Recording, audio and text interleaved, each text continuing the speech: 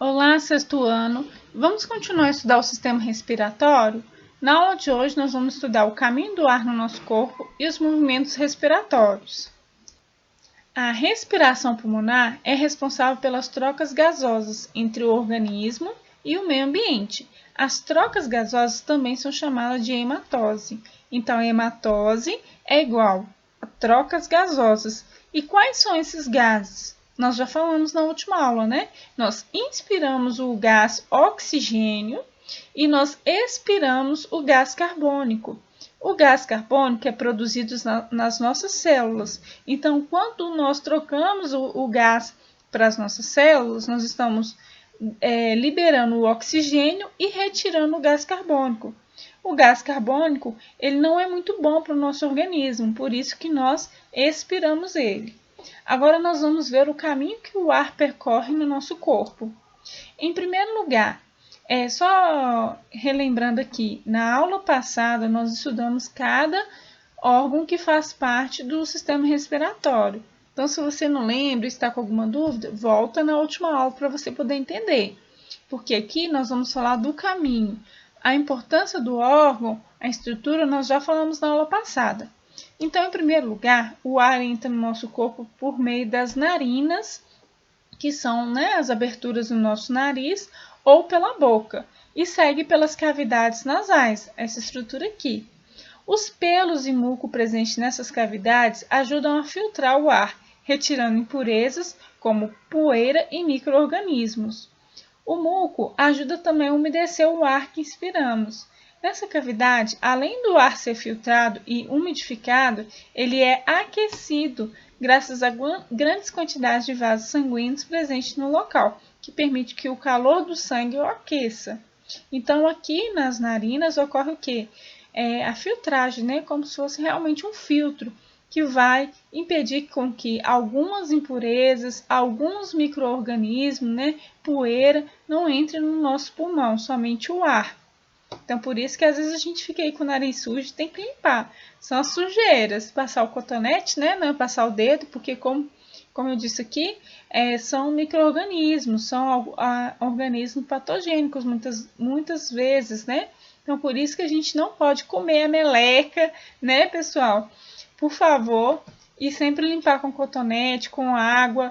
E essa região também, ela é importante que ela sempre ficar úmida. É importante para a filtragem do nosso ar.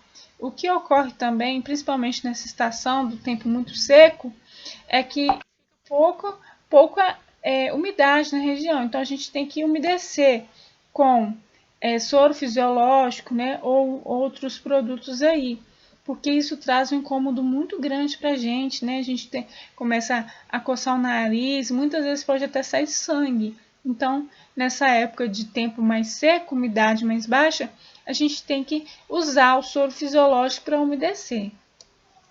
Depois, então, da cavidade nasal, o ar vai seguir para a faringe. Esse órgão faz parte tanto do sistema digestório quanto respiratório. E é por essa razão que conseguimos respirar também pela boca, pois os dois sistemas estão interligados. Então, nós já estudamos isso, eu já falei várias vezes isso com vocês, Que a faringe é o órgão comum entre o sistema digestório e respiratório. Então, por isso que nós também conseguimos respirar pela boca. Só que tem um porém, pessoal, olha. Agora que você já entendeu a importância de respirar pelo nariz, você consegue responder por que não devemos respirar pela boca? Então, olha só, tem até uma pessoa dormindo com a boca aberta. Então, é comum quando a gente está gripado, Ou então, algumas pessoas que têm algum problema aí de saúde e dormem com a boca aberta, respirando pela boca. Então, por que não é adequado? A resposta é simples. Na boca, o ar não é eficientemente aquecido, umidificado e filtrado, como no nariz. Então, eu já falei lá da importância da cavidade nasal, que é aquecer, umidificar e filtrar o ar. E isso ocorre lá no nariz, na cavidade nasal. Na boca não ocorre. Então, por isso que não é bom a gente respirar pela boca.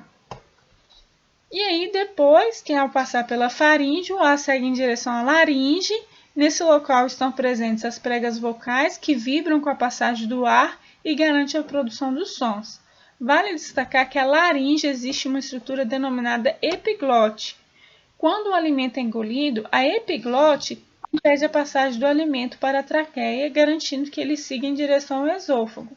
Eu já falei para vocês, né, sobre a epiglote, mostrei um vídeo, uma animação na nossa aula online, e aí mostrando a importância. Por quê? Ela vai impedir com que o alimento ele caia na nossa traqueia. A traqueia é um órgão que somente o ar pode passar, porque ele liga diretamente aos nossos pulmões. Então não pode entrar alimento aqui na traqueia. Então a epiglote, essa estrutura que está aqui na faringe, ela faz essa abertura e fecha também, para que não passe alimento aqui na nossa traqueia, tá? E uma outra importância também desse órgão, como eu já falei na aula passada, são as cordas vocais. Então, o ar permite com que haja movimento, né, vibrações que vão produzir os sons. A quarta etapa é a traqueia, esse tubo aqui que nós também já vimos na última aula, que é formado por esses anéis de cartilagem. Gente, Deus é perfeito. Por que nós temos esses anéis aqui na traqueia? Para evitar que esse tubo aqui ele feche, né? Com o ar poderia impedir a passagem. Então, isso aqui é um músculo. Que tipo de músculo, pessoal? Músculo liso, porque é um músculo que está relacionado aos órgãos, onde nós não temos o controle. Então, é formado por um músculo liso, porém, ele é revestido por esses anéis de cartilagem. A cartilagem é uma estrutura dura, é uma estrutura rígida, né? Então, ela vai sustentar esse músculo liso para que ele não cole um no outro, as paredes dele não se grudem. Porque se ocorrer isso, o ar não vai passar, então a gente não vai conseguir respirar. Então, por isso que Deus criou a traqueia, né, com esses anéis aí de cartilagem para poder proteger, para poder impedir de grudar uma parede na outra. Depois, o ar segue, então, para os pulmões, né? Os brônquios se dividem em finos tubinhos revestidos com células ciliadas produtoras de muco. Então, nós já estudamos toda essa anatomia aqui, já expliquei para vocês tudo isso na aula passada. Então, quando sai aqui da traqueia, vai entrar aqui nos brônquios, né? Os brônquios vão penetrar os pulmões. Nós temos aqui dois no lóbulo, no lado esquerdo e 3 no lado direito, e há também umas segmentações, né? Os brônquios, eles são segmentados em secundários, terciários, até chegar aos bronquíolos, que são esses fininhos aqui no final da árvore respiratória. Então, esses fininhos aqui são os bronquíolos. E aonde vai encontrar o quê? Os alvéolos pulmonares. Então, lá no finalzinho daquela árvore que eu mostrei para vocês, vão encontrar os alvéolos pulmonares. Então, cada alvéolo desse aqui, olha, são pequenos sacos de ar formados por vários capilares, né? Capilares é o quê? Vasos sanguíneos. Lembra que eu falei com vocês que a troca gasosa acontece na célula? E qual célula que é? A célula do sangue. Quando nós estudamos o tecido conjuntivo, nós estudamos o tecido sanguíneo e nós vimos que o sangue ele é capaz de levar o oxigênio no nosso corpo. Então, o oxigênio fica ali, no sangue. Então, depois que ele sai dos alvéolos pulmonares, há essa troca, né? É nos capilares que o oxigênio do ar passa para o sangue e que o gás carbônico presente no sangue passa para o interior dos alvéolos. Um processo denominado hematose. O gás carbônico faz o caminho contrário ao que descrevemos, sendo expulso pelo processo de expiração. Então, o gás carbônico que é liberado aí pela célula, ele vai fazer esse mesmo caminho, porém ao contrário. Então, vai ser dos alvéolos aqui para os brônquios, para a traqueia e assim por diante, até ser expirado pelo nariz ou pela boca. Aqui nós temos uma imagem que mostra aqui os alvéolos. O oxigênio, que é o ar que nós inspiramos, ele é representado aqui pelo O2, né, que é a fórmula química. E aqui o gás carbônico é o CO2, que nós vamos liberar, né, que é produzido na nossa célula e que não faz muito bem aí para o nosso corpo. Então, nós precisamos liberá-lo. Então, aqui, olha só, eu tenho os alvéolos e aqui eu tenho um vaso sanguíneo. Então, há um processo aqui de troca gasosa, né, e essa troca lá, eu recebo o O2 e libero o CO2. Então, isso aqui é importante vocês saberem. E aqui está mostrando no tecido, né? Que aqui eu tenho um tecido, né? Esses alvéolos são revestidos aqui, olha, rosinha, claro, por um tecido. Observe essa animação. Então, enchi os pulmões, né? Eu inspirei, meus pulmões encheram. E agora eu vou expirar, vou liberar o ar. Os pulmões vão ficar reduzidos.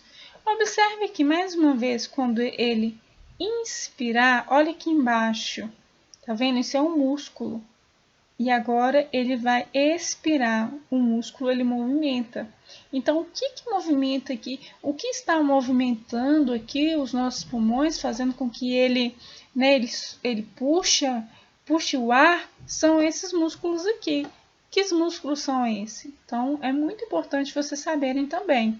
Nós vamos ver isso em movimentos respiratórios. Então, os gases precisam ser continuamente renovados num processo denominado ventilação pulmonar, a fim de manter o oxigênio no sangue. Os pulmões dos seres humanos são 2 órgãos com estruturas esponjosas. Então, eu já falei que os nossos pulmões parecem uma esponja, né? Então, eles conseguem contrair e relaxar. Para que o ar entre e saia dos pulmões, é realizado 2 movimentos torácicos, né, que é na sua região do tórax. Um que é do inspiração, que é a entrada do ar, e o outro é expiração, que é a saída do ar. Então, olha só, vamos aqui, na inspiração, o diafragma, que é esse músculo aqui que está representado em azul, ele é encontrado logo abaixo dos pulmões. E os músculos intercostais, né? Os músculos localizados entre as costelas, então são 2 músculos aí que fazem parte do processo da inspiração. Então, o músculo diafragma, que fica abaixo do pulmão, dos pulmões, e os músculos intercostais, que ficam nas costelas. Então, eles se contraem, então eles apertam o pulmão na inspiração. Então, o diafragma provoca o alongamento da cavidade torácica e os músculos intercostais promovem o levantamento das costelas. Essas ações levam ao aumento da caixa torácica e à diminuição no interior dos pulmões, fazendo com que o ar seja inspirado, ou seja, com que o ar entre nos pulmões. Já na expiração, os músculos intercostais e diafragma relaxam-se e provocam uma redução da caixa torácica e aumento da pressão no interior dos pulmões. Vamos ver aqui essa comparação aqui. Então, na inspiração, o diafragma contrai-se e desce. Os músculos intercostais contraem-se e elevam as costelas. O volume da caixa torácica aumenta, os pulmões dilatam, o ar entra nas vias respiratórias e chega no pulmão. Já na expiração, o diafragma relaxa e sobe, os músculos intercostais relaxam e baixam as costelas, o volume da caixa torácica diminui, os pulmões se contraem, o ar se encontra nos pulmões e sai pelo exterior, passando pelas vias respiratórias. Então, isso aqui é a explicação. Olha mais uma vez um outro esquema, muito rápido, né? Bem acelerado. O diafragma aí, ó, o movimento do diafragma. Aqui a gente não consegue ver, né, os movimentos intercostais, porque o pulmão, na verdade, que nem está se contraindo tanto, né? Só para você ver o movimento do diafragma. E aí, pessoal, para a gente poder encerrar, qual é a composição do ar, então, que nós expiramos? O ar não tem só gás oxigênio, não tem. O gás oxigênio, ele é aproveitado no processo de respiração, mas quando nós respiramos, não é só ele, não. Então, normalmente, se você não estiver num lugar que está eliminando um gás aí, normalmente nós respiramos cerca de 79% de nitrogênio, 20,9% de oxigênio e o carbono 0,3%. O mesmo carbono, né, que nós liberamos, nós inspiramos também. Porém, como eu disse, somente o oxigênio é aproveitado. Então, quando eu expiro, eu libero todo o nitrogênio que eu respirei. O gás oxigênio eu libero só uma parte, porque a outra ficou lá nas minhas células, né? Foi trocado. E olha só, o CO2, que é aquele que eu libero, eu vou inspirar 0,3, porém eu vou expirar 5,6. Ou seja, eu estou expirando mais gás carbônico do que eu inspirei. Então, é isso que ocorre, né? São as trocas gasosas. Eu troquei aqui o oxigênio aqui reduziu, em comparação, o gás carbônico aumentou. Então, para casa aí para vocês, pesquise 5 doenças que afetam o sistema respiratório, escreva o nome da doença, as causas, sintomas e o tratamento. Não precisa ser uma coisa muito grande não, tá bom? E fazer as páginas 156 e 157, 163 e 165. Um beijo, pessoal, até a próxima.